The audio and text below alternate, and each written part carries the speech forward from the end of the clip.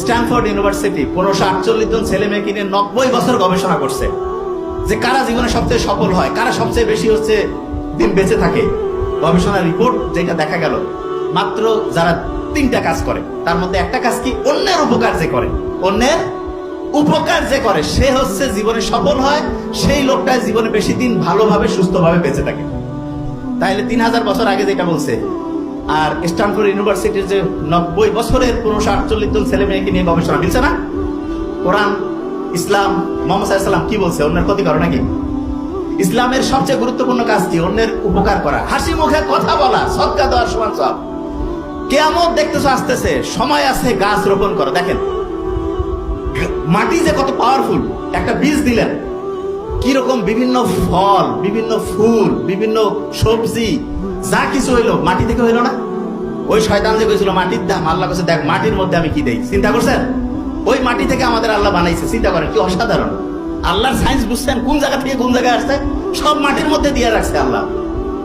সারা পৃথিবীতে এখন সবাই মাটির মধ্যেই সবকিছু আছে। এবং আমরা তো কবিতা পড়ি না, ওই যে মাটির দেহ মাটিতে, কি আছে না সুন্দর সুন্দর কবিতা, আমার অবশ্য মুখস্থ থাকে না ওইগুলা, কিন্তু জানি না, ও আমার দেহর মাটি, হ্যাঁ এরকম কি কি আছে তো দেখেন।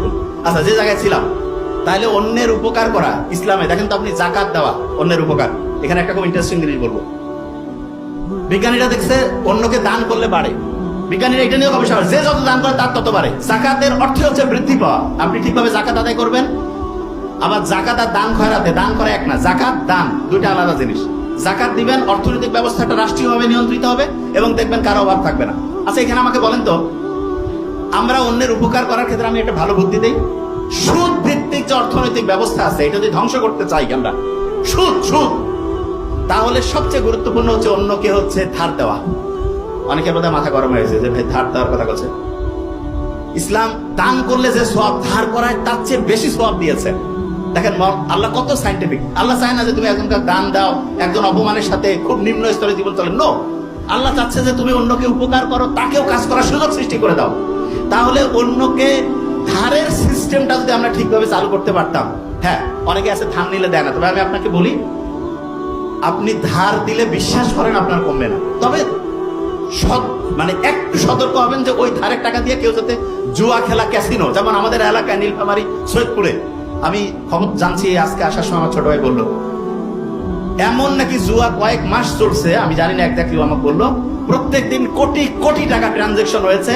অনেকে নাকি 50,000 70,000 টাকা লোন নিয়ে ওই যে পুরস্কার পায় 30, 40 লাখ, 50 লাখ টাকা, আর মানুষ নাকি 40,000 50,000 টাকা লটারি 10 টাকা যদি লেগে যায় ওই নেশা করছে।